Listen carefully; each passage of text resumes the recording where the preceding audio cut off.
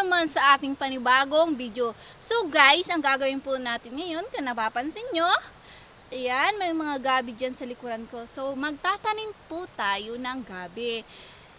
Kasi hindi pa natatapos yung taniman namin. At mamaya mangunguha tayo ng mais. Kasi maglalaga tayo. So samahan nyo po ako. Ayan nga po guys. Mangunguha muna po tayo ng gabi na itatanim natin doon sa ating pagtataniman. Let's begin!